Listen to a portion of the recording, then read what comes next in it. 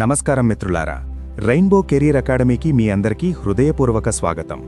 మీరు railway, RRB, police constable, SSC లేదా మరే ఇతర ప్రభుత్వ ఉద్యోగ పరీక్షకైనా సిద్ధమవుతున్నారా?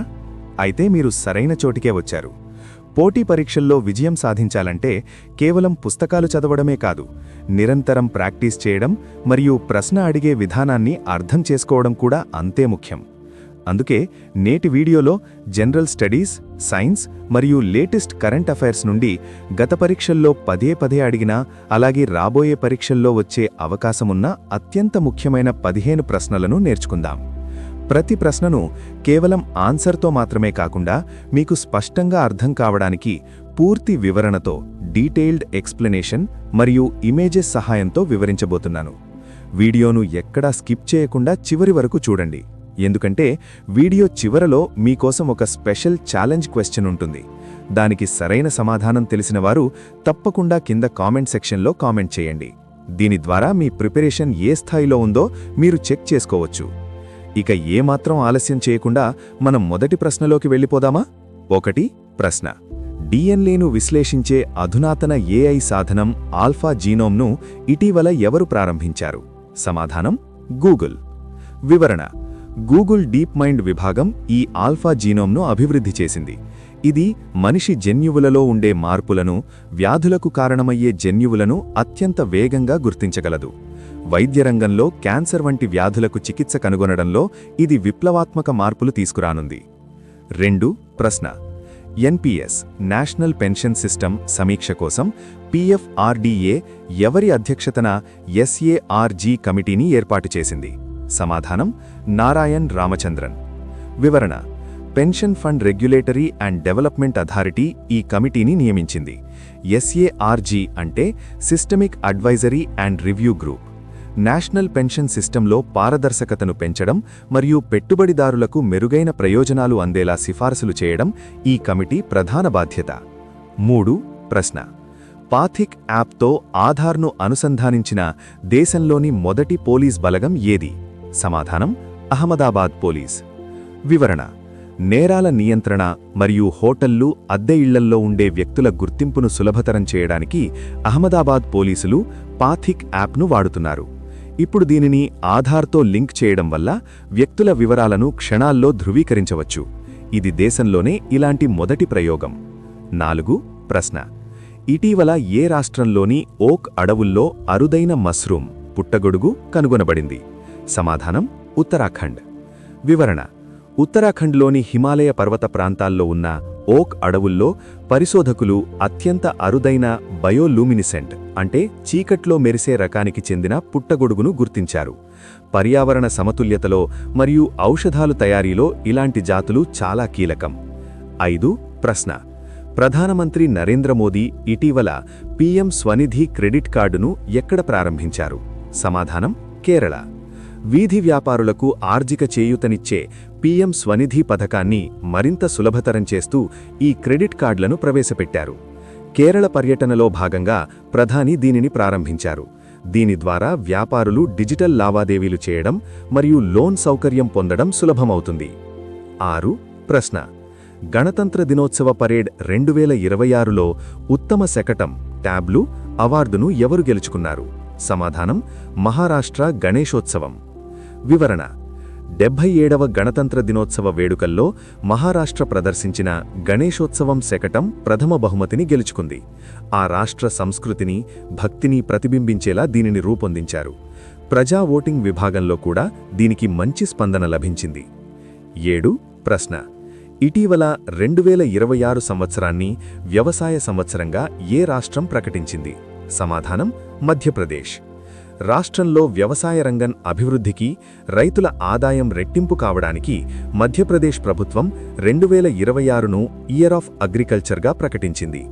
ఈ ఏడాదిలో సాగునీటి ప్రాజెక్టులకు, రైతులకు ఇచ్చే సబ్సిడీలకు ప్రాధాన్యత ఇవ్వనున్నారు. 8 ప్రశ్న. ఇటీవల భారతీయ వార్తాపత్రికా దినోత్సవం ఇండియన్ న్యూస్ పేపర్ డే 2026 ఎప్పుడు జరుపుకున్నారు? సమాధానం 29 జనవరి. భారతదేశంలో మొట్టమొదటి వార్తాపత్రిక హిక్కీస్ బెంగాల్ గెజెట్ 1780 జనవరి 29న ప్రారంభమైంది. జేమ్స్ అగస్టస్ హిక్కీ దీనిని స్థాపించారు. దీని జ్ఞాపకార్థం ప్రతి ఏటా జనవరి 29ని వార్తాపత్రికల దినోత్సవంగా జరుపుకుంటాం. 9. ప్రశ్న: ఘన వ్యర్థాల నిర్వహణ సాలిడ్ వేస్ట్ మేనేజ్మెంట్ నియమాలు 2026 ఎప్పటి నుండి అమలులోకి వస్తాయి? సమాధానం: 1 ఏప్రిల్. వివరణ: పర్యావరణాన్ని కాపాడడానికి కేంద్ర ప్రభుత్వం కొత్త వ్యర్థాల నిర్వహణ నిబంధనలను తీసుకువచ్చింది. 2026 ఏప్రిల్ 1 నుండి మునిసిపాలిటీలు మరియు పరిశ్రమలు తప్పనిసరిగా చెత్తను వేరు చేయడం, సెగ్రిగేషన్ మరియు శాస్త్రీయంగా రీసైక్లింగ్ చేయడం చేయాలి. 10. ప్రశ్న: ఆర్థిక సర్వే 2025-26 ప్రకారం ఆర్థిక సంవత్సరం 2026లో వాస్తవ జీడీపీ వృద్ధి ఎంత ఉంటుంది? సమాధానం: 7.4%. వివరణ: భారత ప్రభుత్వం పార్లమెంట్లో ప్రవేశపెట్టిన ఆర్థిక సర్వే ప్రకారం 2026 ఆర్థిక సంవత్సరంలో భారత ఆర్థిక వ్యవస్థ 7.4% వృద్ధి చెందుతుందని అంచనా వేశారు. ప్రపంచ ఆర్థిక మాంద్యం ఉన్నప్పటికీ భారత్ అత్యంత వేగంగా వృద్ధి చెందుతున్న పెద్ద ఆర్థిక వ్యవస్థగా కొనసాగుతోంది. 11. ప్రశ్న: ఇటీవల పోఖ్రాన్లో నిర్వహించిన భారీ భారత వైమానిక విన్యాసం పేరేమిటి? సమాధానం: వాయుశక్తి 2026. రాజస్థాన్లోని పోఖ్రాన్ ఫైరింగ్ రేంజ్లో భారత వైమానిక విభాగం ఐఏఎఫ్ తన శక్తిని ప్రదర్శించింది. ఇందులో తేజస్, రఫెల్ వంటి యుద్ధ విమానాలు పాల్గొన్నాయి. మన దేశ రక్షణ సామర్థ్యాన్ని ప్రపంచానికి చాటి చెప్పడమే ఈ విన్యాసం ముఖ్య ఉద్దేశం. 12. ప్రశ్న: నాసా, ఇస్రో సంయుక్తంగా రూపొందించిన ఏ శక్తివంతమైన ఉపగ్రహాన్ని 2026 ప్రారంభంలో ప్రయోగించనున్నారు? సమాధానం: Nisar. NASA ISRO synthetic aperture radar. ఇది ప్రపంచంలోనే అత్యంత ఖరీదైన ఎర్త్ అబ్జర్వేషన్ అంటే భూపరిశీలన ఉపగ్రహం.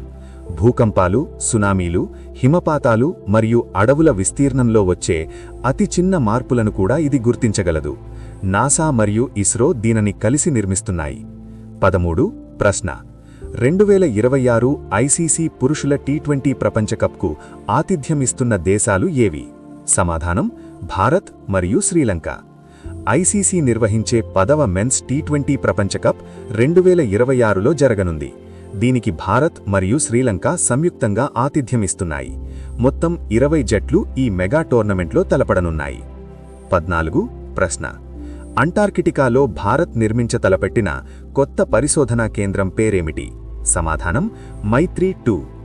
వివరణ: అంటార్కిటికాలో ఇప్పటికే ఉన్న మైత్రి స్టేషన్ పాతబడ్డంతో భారత ప్రభుత్వం అక్కడ అత్యాధునిక సౌకర్యాలతో మైత్రి-2ను నిర్మించాలని నిర్ణయించింది.